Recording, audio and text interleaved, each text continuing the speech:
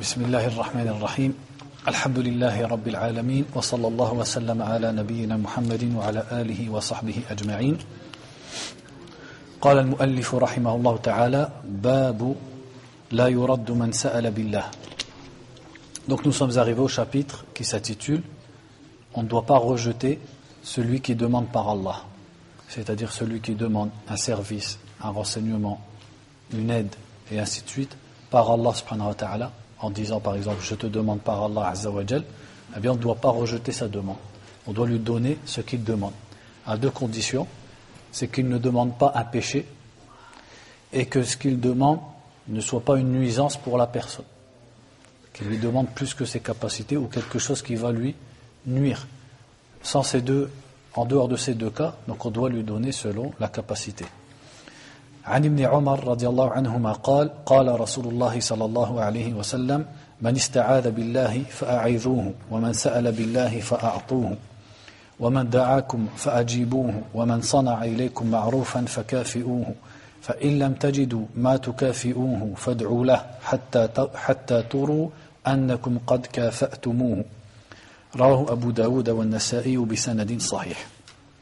Donc il y a simplement un hadith dans le chapitre où le prophète a dit, sallallahu alayhi wa sallam, celui qui demande protection par Allah, donnez-lui protection.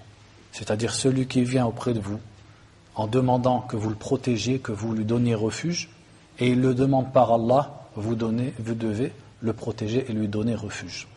Donc quelle est la sagesse dans cela, dans le fait qu'il demande par Allah et qu'on doit lui répondre, et c'est le titre du chapitre, c'est de vénérer Allah subhanahu wa ta'ala.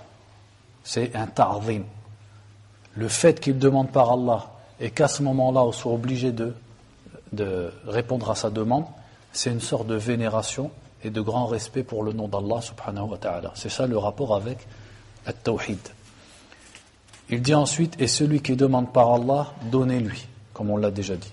Et celui qui vous invite, répondez. C'est-à-dire celui qui vous invite, que ce soit à un repas ou que ce soit à un repas de noces, et ainsi de suite. Le hadith, il est général.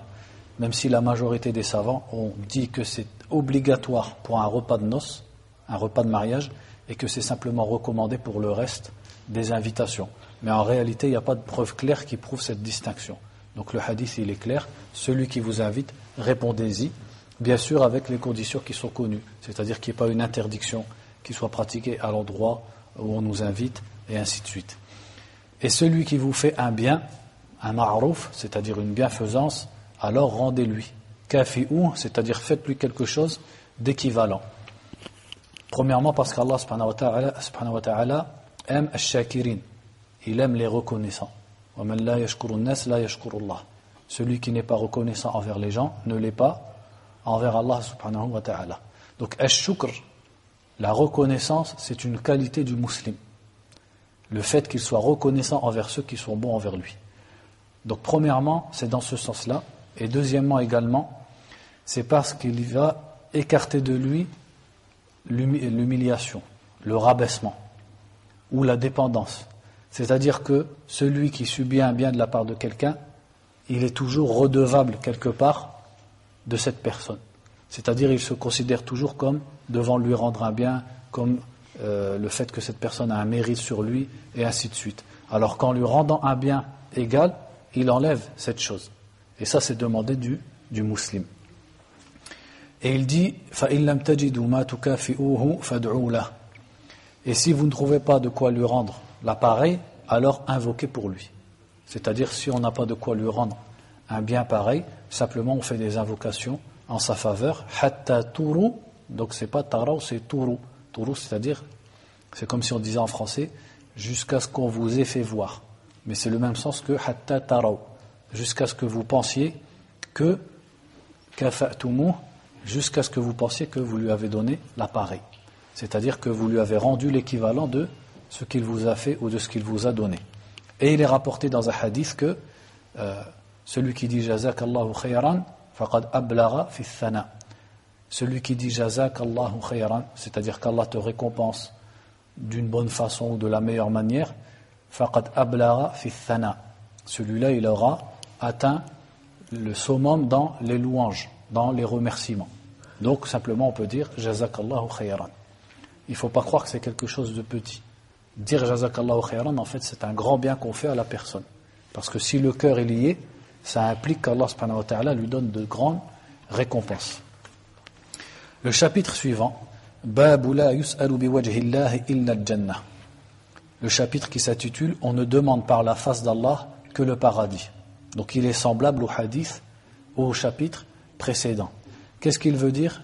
Il veut dire que lorsqu'on s'adresse à Allah subhanahu wa ta'ala et qu'on fait le tawassul, c'est-à-dire qu'on emploie comme intermédiaire entre nous et Allah un de ses attributs qui est al-wajh, la face d'Allah subhanahu wa ta'ala, on doit demander des choses qui sont grandes, par respect et vénération envers la face d'Allah subhanahu wa ta'ala. C'est-à-dire qu'il ne convient pas de dire « Oh Allah, je te demande par ta face » et après tu cites quelque chose de la vie d'ici-bas. Simplement, quand tu demandes par la face d'Allah, tu demandes les choses qui sont grandes. Tu demandes le paradis, tu demandes à être protégé de l'enfer, tu demandes taqwa, d'être guidé vers les bonnes œuvres, et ainsi de suite. Donc il dit ici, an Jabir, radiallahu an, qala Rasulullah sallallahu alayhi wa sallam, la yus'alu biwajhillahi illa al-jannah, rawahu Abu Daoud. Donc ici, il rapporte ce hadith dans Sunan Abi Daoud, où le prophète a dit, sallallahu alayhi wa sallam, on ne demande par la face d'Allah que le paradis. Donc comme on l'a dit, la sagesse qu'il y a à retirer de ça, c'est par rapport au chapitre, ou plutôt au livre, c'est quoi le rapport entre ça et Kitab al-Tawhid? Eh bien c'est que c'est une vénération d'Allah et de ses attributs, du fait que lorsqu'on demande par la face d'Allah, on ne demande que des choses qui sont grandes. Le chapitre suivant, il dit, rahimahullah, Babu ma ja'a fil law. Le chapitre sur law. Law, ça veut dire si.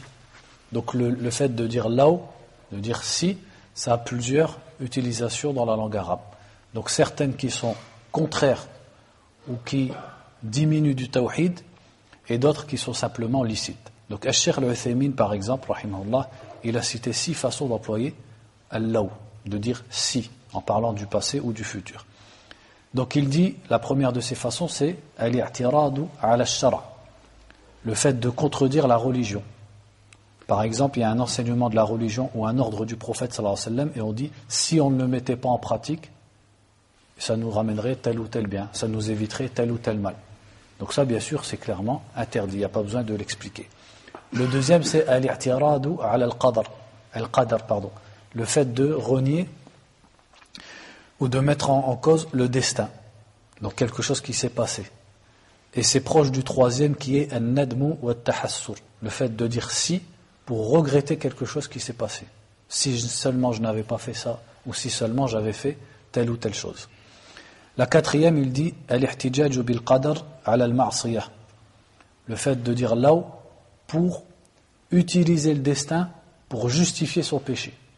Comme quand les mushrikines ont dit law sha'a Allahu ma ashrakna wala aba'una. Quand les mushrikines, Allah les a cités dans le Coran, ils disaient si Allah avait voulu, nous n'aurions pas associé.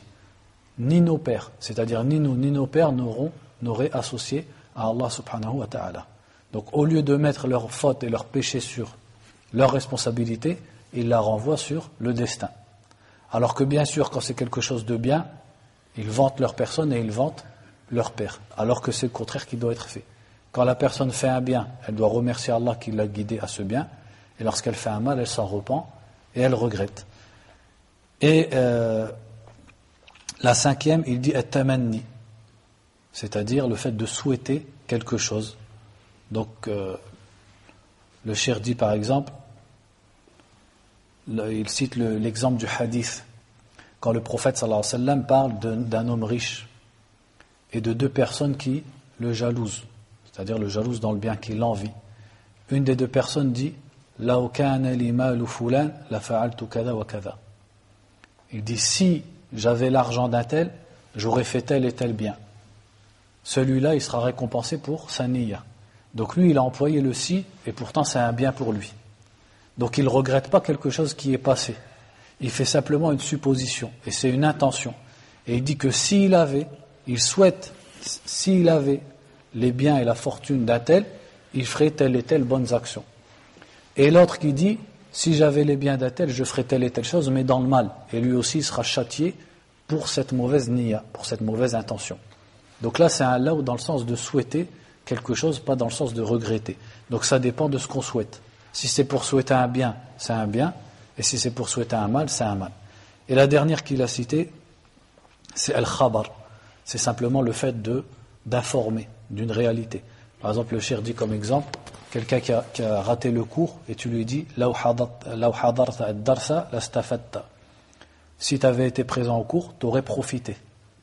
Donc est-ce que c'est pour regretter ou pour se morfondre? Non, c'est simplement pour informer que le cours était profitable, tout simplement. Et le prophète sallallahu alayhi wa sallam également l'employait dans ce sens. Quand il disait law istaqbaltu min amri mastadbartu lama suqtu al-hadi. Et quand il a fait le pèlerinage, et il a dit, si je vivais plus tard ce que j'ai déjà vécu, c'est-à-dire si c'était à refaire, je ne prendrais pas les moutons à sacrifier avec moi. Il parle du pèlerinage, c'est-à-dire j'aurais fait le pèlerinage en mutamatti'. Donc il n'a pas dit ça dans le sens de regret. Il dit simplement que si c'était à refaire, pour informer de la sunna, pour montrer que le mieux c'est at-tamattu'. Donc on va lire ce qu'il a rapporté ici comme texte. Il dit wa qawlillahi ta'ala yaquluna law kana lana min al-amri shay'un ma qutilna hahuna al-aya. Donc il cite premièrement le verset qui dit ils disent si nous détenions quelque part de l'ordre, nous n'aurions pas été tués ici. Donc ça parle de la bataille de Uhud. Quand beaucoup de musulmans ont été tués dans la bataille de Uhud, certains munafiqin, certains hypocrites se disaient entre eux et disaient aux autres, si nous avions une part de l'ordre, c'est-à-dire de l'autorité et de la décision, nous n'aurions pas été tués ici. Donc qu'est-ce qu'ils ont remis en cause ici? Ils ont remis en cause deux choses. D'une part, l'ordre du prophète sallallahu alayhi wa sallam, parce que c'est comme s'ils disaient, s'il ne leur avait pas ordonné de sortir, ils n'auraient pas été tués, en parlant de ceux qui ont été tués. Et d'autre part, ils remettent également en cause le destin, en disant, si nous avions la décision, nous aurions ordonné de ne pas sortir, et donc, nous n'aurions pas été tués. Donc il faut un rapport direct entre eux, le fait de souhaiter qu'ils auraient eu la décision, et qu'ils auraient dit aux gens de ne pas sortir, et le fait que les gens alors n'auraient pas été tués. Vous comprenez? C'est-à-dire qu'ils disent que si on n'avait pas ordonné aux gens de sortir, ils n'auraient pas été tués. Mais Allah leur a répondu قُلْ لَوْ كُنْتُمْ فِي بُيُوتِكُمْ لَبَرَزَ الَّذِينَ كُتِبَ عَلَيْهِمُ الْقَتْلُ إِلَى مَضَاجِعِهِمْ. Dis-leur, si vous étiez dans vos maisons, ceux à qui le fait d'être tués était destiné leur serait parvenu jusque dans leur lit. C'est-à-dire que si Allah subhanahu wa ta'ala t'a destiné de mourir ou d'être tué, quel que soit le sabab, Allah azza wa jal, par le sabab qu'il veut, il va te le destiner. Donc ils n'ont aucune science du fait que s'ils étaient restés à Médine, peut-être également ils se seraient fait tuer. Et si Allah azza wa jal veut leur destiner d'être tués, ça peut leur arriver à Uhud comme ça leur serait arrivé à Médine.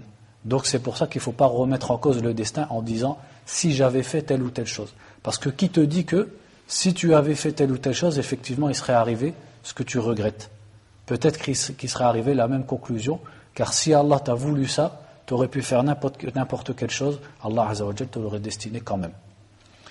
وَقَوْلُهُ الَّذِينَ قَالُوا لِإِخْوَانِهِمْ وَقَعَدُوا لَوْ أَطَاعُونَا مَا قُتِلُوا الْآيَةِ. Ensuite il cite un autre verset qui est un peu dans le même sens et qui dit ceux qui ont dit à leurs frères et qui sont restés assis, c'est-à-dire qui sont restés et qui ne sont pas sortis pour le djihad, et ici il parle encore de munafiqin. Law ata'una ma qutilu. S'ils nous avaient obéi, ils n'auraient pas été tués. Donc ils font dépendre le fait que leurs frères parmi les hypocrites ont été tués, ou leurs frères de sang ont été tués, du fait qu'ils ne leur ont pas obéi. Et ils disent, s'ils nous avaient obéi, ils n'auraient pas été tués.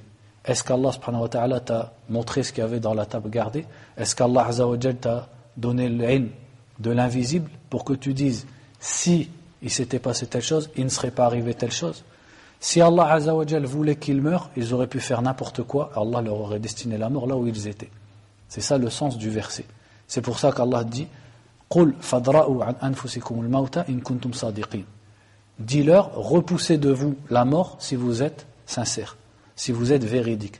C'est-à-dire, si vraiment vous dites si nos frères nous avaient obéi, ils ne se seraient pas fait tuer, ça signifie que vous maîtrisez le cours des événements. Eh bien à ce moment-là, vous-même, quand la mort vous vient, repoussez-la, si vous êtes véridique.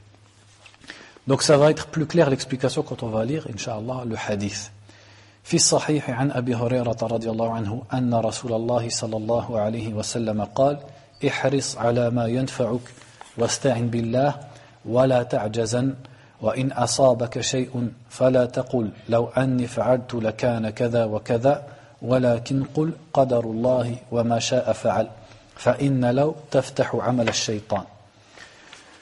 Donc il dit dans le Sahih, c'est-à-dire le Sahih de l'imam Muslim, rahimahullah, selon Abu Huraira, le prophète sallallahu alayhi wa sallam a dit. Donc on va faire phrase par phrase. Ihris ala ma yanfa'uk. Ihris, c'est-à-dire cherche avec assiduité. Cours vers ce qui t'est utile. Ihris, c'est-à-dire de chercher quelque chose en faisant les efforts pour l'avoir. Ala ma yanfa'uka. Cherche donc et fais des efforts pour avoir ce qui t'est utile. Donc ce qui t'est utile, ça englobe dans les choses religieuses, ça c'est évident, et ça englobe également dans les choses de la vie d'ici-bas. Donc tout ce qui est utile, le prophète sallallahu alayhi wa sallam a ordonné aux musulmans de le chercher et de ne pas l'attendre. Parce que ihris, ça implique qu'il ne reste pas assis à l'attendre, mais qu'il doit faire des efforts pour l'acquérir. Donc que ce soit le mariage, que ce soit le travail ou autre chose. Le musulman, il lui est demandé de bouger et de chercher pour acquérir ces choses-là.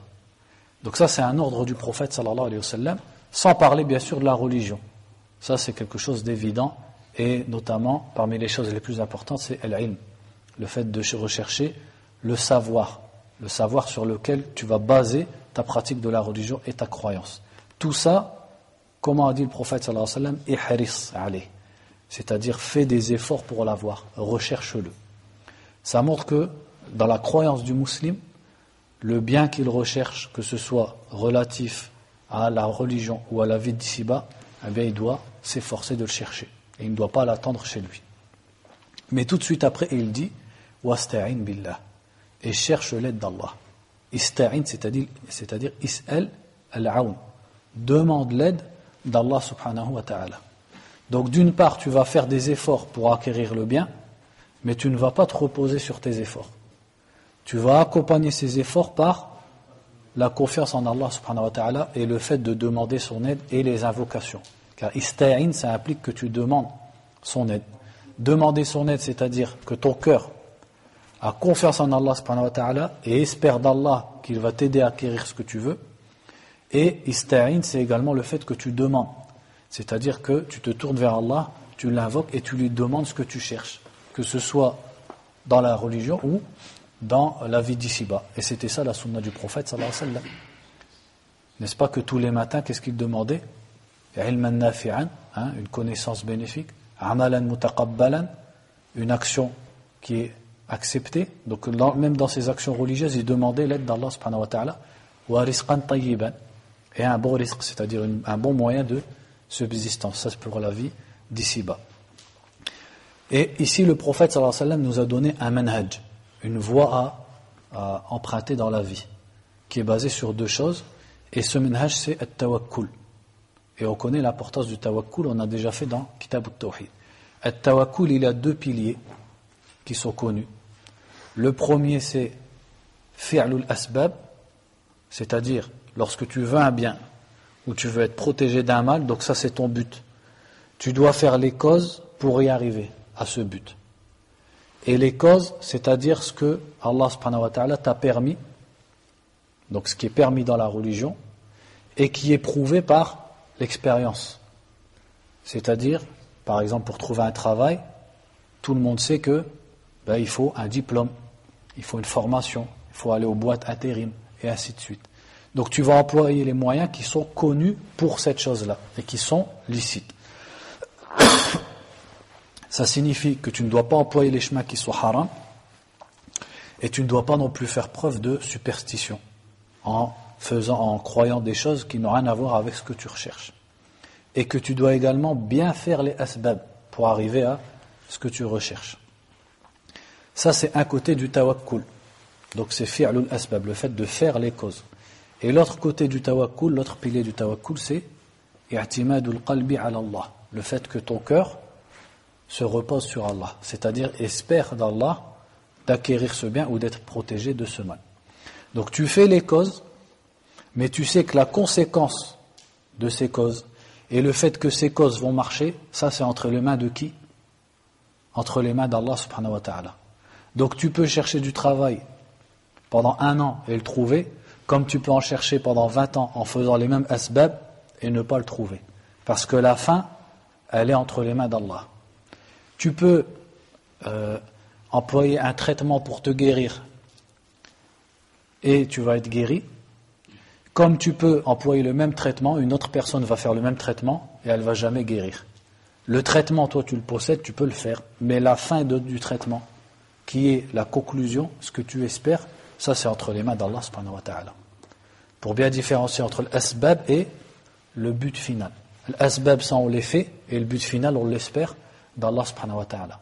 Est-ce que les asbab ont un rôle par rapport au but final? Oui, elles ont un rôle. Sinon, elles ne nous seraient pas demandées.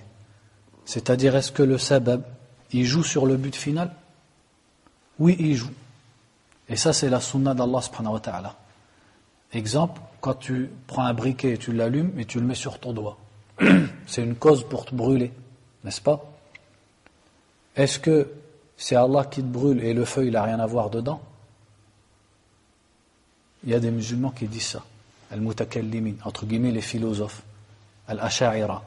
C'est-à-dire pour eux, tu fais une cause et à ce moment-là, c'est Allah qui te brûle. Le feu, il n'a rien à voir dedans. Vous avez compris? Donc tu peux faire autant d'asbab que tu veux, tu les fais comme tu veux, ça n'a rien à voir avec ce qui va se passer. Et ça, al-hiss, c'est-à-dire la réalité de ce qu'on voit autour de nous, ça le dément. Parce qu'on voit une personne qui se met dans le commerce, elle ne sait rien y faire, son commerce, la plupart du temps, qu'est-ce qui va se passer? Il ne va pas marcher. Et celui qui a de l'expérience et qui sait y faire dans le commerce, qu'est-ce qui va se passer la plupart du temps? Son commerce va marcher. Qu'est-ce que ça prouve? Que le sabab, il a bel et bien un rôle de la façon dont tu le fais et ainsi de suite. Mais tout ça par la permission d'Allah subhanahu wa ta'ala. Et c'est Allah azza wa jal seul qui donne la réussite à ton sabab. Et lorsque Ibrahim, Allah azza wa jal, lorsque Ibrahim alayhi salam a été jeté au feu, qu'est-ce qu'Allah a dit au feu? Kuni bardan wa salaman ala Ibrahim. Devient du froid et une sécurité pour Ibrahim. Donc si le feu lui-même ne brûlait pas, Allah lui aurait pas dit de devenir du froid et une sécurité. Simplement, Allah lui-même ne l'aurait pas brûlé, comme il prétend. Donc ça, c'est pour qu'on soit, entre guillemets, qu'on ait une bonne compréhension du tawakkul et également de la façon dont le musulman il doit vivre. Ça, c'est des choses qui sont pratiques, c'est-à-dire ce qu'on fait là, on le met demain en pratique. En sortant du dar, ça va être mis en pratique. Et c'est un manhaj que tu fais tous les jours et dans toute ta vie. Tu fais les efforts, et tes efforts, tu les calcules bien. C'est-à-dire, tu ne te dis pas, bon, allez, je fais le sabab comme ça, vite fait, et Allah, il va me donner. Allah, Azza wa Jal, il t'a donné des capacités, t'a donné la vue, l'ouïe, la parole, t'a donné l'intelligence, pour que tu les utilises. Et que tu fasses les choses le mieux possible. Comme le prophète a dit, sallallahu alayhi wa sallam, Man amila amalan, falyutqinhu. Celui qui fait quelque chose, il doit le faire de façon parfaite.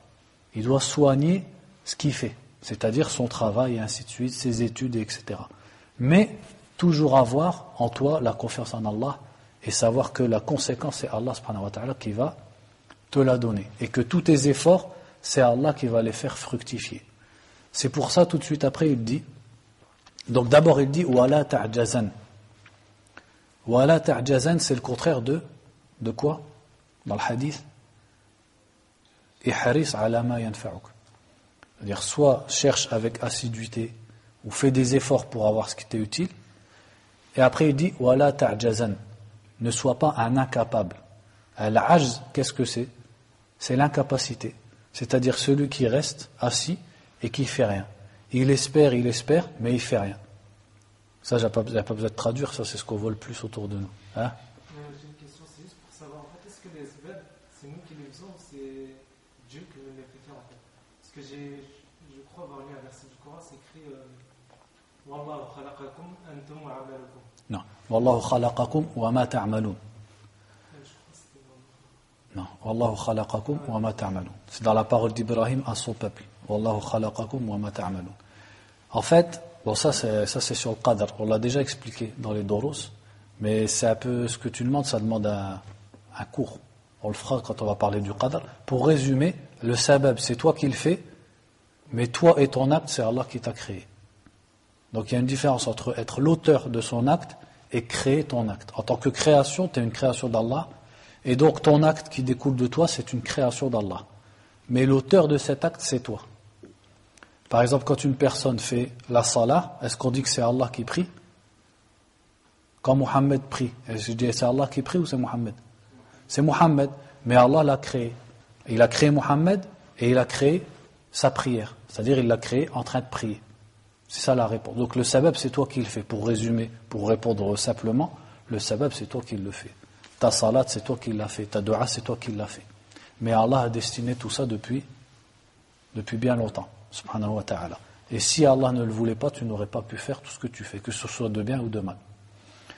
Donc il dit, wala ta'jazan, ne sois pas un incapable. L'incapable, c'est celui qui reste assis et qui dit, il faut que je travaille. Mais il reste assis. Il faut que je me marie. Mais ni il cherche à travailler, ni il cherche à avoir une maison, ni il cherche une femme, ni rien du tout. Il faut que j'apprenne le Coran. Mais il reste assis, il fait rien du tout. Il faut que j'apprenne l'arabe. Mais il reste assis, il fait rien du tout. Ça, c'est ce qu'on voit. Ça, c'est le plus qu'on voit autour de nous. Il n'y a pas besoin de faire un dessin. Donc ça s'appelle Al-Ajz. Et il y a des gens qui en ont fait un din. As-Soufia, ils en ont fait une religion. Al-Ajz, chez eux, c'est la religion. C'est-à-dire leur religion, en quoi elle consiste? Ils restent assis. Et l'ilm, il lui vient directement d'Allah. Le rizq, il lui vient directement d'Allah. Etc., etc.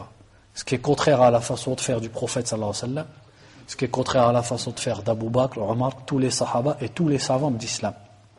Celui qui lit les biographies des savants, qui me disent, est-ce qu'il a trouvé un savant, un seul, qui restait chez lui, et le Coran y est venu dans son cœur, les hadiths sont venus dans son cœur, l'arabe est venu dans son cœur, les sciences du hadith elles sont venues dans son cœur. Pourquoi les savants ils se fatiguaient à voyager comme ils ont voyagé, etc. Certains d'entre eux, ils travaillaient la nuit, ils cherchaient l'ilm le jour, etc. S'il n'y avait pas d'asbab à faire. Donc les savants, ils avaient bien compris que d'une part, ils invoquent et ils mettent confiance en Allah, mais d'autre part, Allah leur demande et leur ordonne de bouger. C'est pour ça que la communauté musulmane, ça a toujours été une communauté d'œuvre, une communauté de travail, de science, etc. Voilà ta'jazan, et ensuite, regardez ce qu'il dit. Le prophète, sallallahu alayhi wa sallam, il nous donne le minhaj à emprunter. Et après, il nous dit, au cas où il se passe le contraire de ce que tu veux, qu'est-ce que tu fais? J'ai fait des asbab pour avoir quelque chose, ou alors pour être protégé de quelque chose. Et pourtant, la chose, j'arrive pas à l'avoir. Ou alors la chose dont j'ai voulu me protéger, elle me touche. Il a donné déjà la réponse, sallallahu alayhi wa sallam. Il a dit, wa in asabaka shay'un. Et si quelque chose te touche, c'est-à-dire dans cette voie que tu empruntes, si quelque chose t'arrive, un malheur, ou alors tu rates ce que tu voulais, etc. Ou alors, ça peut être même dans le din. Quelqu'un, il apprend, il ta'allam, mais il ne retient rien du tout. Il ne retient rien. Il veut apprendre l'ilm, la religion, mais il ne retient pas. Qu'est-ce qu'il doit faire? Est-ce qu'il dit, j'abandonne tout? Est-ce qu'il dit, si seulement et si seulement? Le prophète sallallahu alayhi wa sallam lui a dit, fala taqul. Law anni fa'altu kada, la kana kada. Ne dis pas, si j'avais fait telle chose, il serait arrivé telle chose. Premièrement, parce que tu n'en sais rien. Qui te dit que si vraiment tu avais fait telle chose, il serait arrivé telle chose? Tu ne sais pas les liens entre ce qui se passe et leurs conséquences.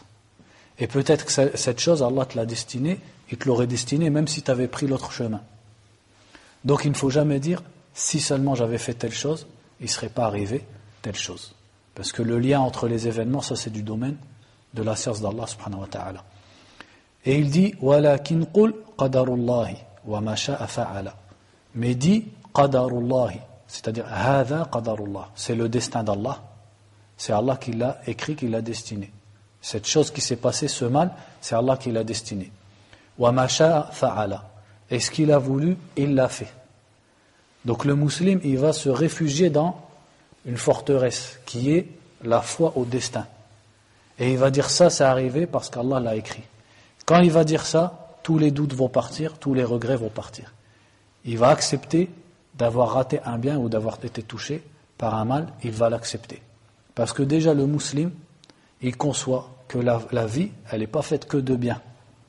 Allah subhanahu wa ta'ala nous éprouve par le mal et il nous éprouve par le bien. C'est-à-dire, Allah azza wa jalla ne nous a jamais dit dans le Coran ni dans les hadiths que la vie elle allait être tout entière rose. Au contraire, le prophète lui-même, sallallahu alayhi wa sallam, il est tombé malade, il a perdu son épouse, il a perdu tous ses enfants presque de son vivant, il a perdu ses compagnons, etc. Il a vécu des persécutions et ainsi de suite. Donc si lui, il vit ça, toi tu vas vivre une vie rose. Non. Tous les êtres humains, ils ont leur part de bonheur et leur part de malheur. Donc quand le malheur il arrive, tu dois dire Allah subhanahu wa ta'ala me l'a destiné. Et tu ne dois pas dire si j'avais fait ça, il serait arrivé telle chose. Pourquoi? Il a dit fa inna law taftahu amal ash-shaytan. Le fait que tu dises law dans ce sens-là, tu dis si dans ce sens-là, ça ouvre, c'est-à-dire ça donne le point de départ aux œuvres du shaytan. C'est quoi l'œuvre du shaytan? L'œuvre du shaytan, c'est de suggérer au musulman, de rendre triste le musulman, de donner du souci au musulman. Ça, c'est un des buts du shaytan dans la vie d'ici-bas. Un de ses buts, c'est d'égarer les musulmans, l'être humain. Mais un des buts également du shaytan, c'est le simple fait d'attrister le musulman. Le shaytan, il aime que le musulman soit triste. Et quand le shaytan va attrister le musulman et il va l'attarder sur ce qui s'est passé, eh bien le musulman il ne va pas agir pour ce qui va se passer plus tard. C'est-à-dire quand tu t'attardes à ce qui s'est passé en disant si j'avais fait, pendant ce temps-là, tu n'es pas en train d'agir pour l'avenir. Tu n'es pas en train de faire ihris ala ma yanfa'uk. Tu n'es pas en train d'agir, tu n'es pas en train d'apprendre, tu n'es pas en train de travailler, tu n'es pas en train de faire du dhikr, tu es juste en train de regretter, en train de te morfondre.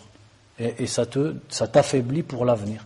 Donc là, le shaytan, c'est lui qui a fait ça sur toi. Ça, c'est l'œuvre du shaytan, dont le prophète sallallahu alayhi wa sallam a parlé ici. Le chapitre suivant, Babun Nahi an Sabbir Rih. Le chapitre de l'interdiction de critiquer le vent. As-sab, ça peut être, quand je dis critiquer, sab, ça peut être insulter le vent, critiquer le vent, maudire le vent. Tout ça, c'est as-sab. Donc, Sabbir Rih, c'est-à-dire qu'une personne, par exemple, elle marche dehors, ou etc., et il y a du vent qui la frappe, un vent violent, un vent froid, etc., et elle va insulter le vent. Donc ça, c'est interdit, et c'est contraire au tawhid.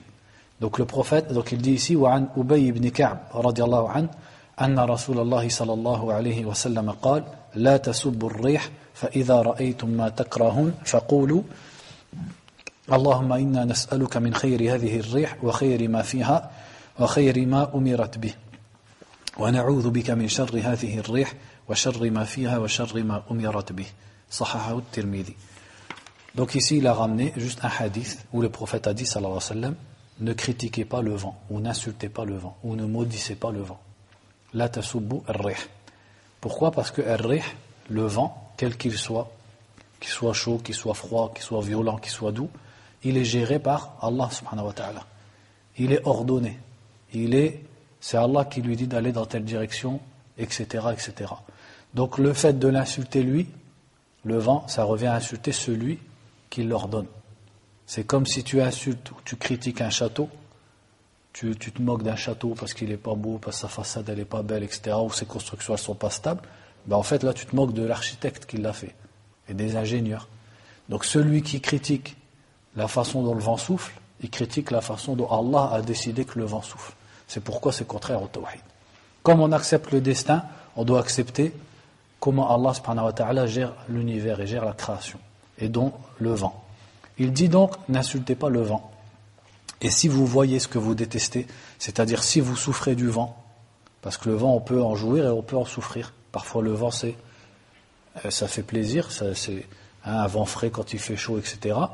Mais parfois ça peut être une souffrance. Donc il dit, si vous voyez du vent ce que vous n'aimez pas, c'est-à-dire vous en souffrez, alors dites. Donc regardez comment le prophète sallallahu alayhi wa sallam, comme on en a vu plein d'exemples dans Kitab al-Tawhid, il interdit un mal, mais il donne un bien en échange.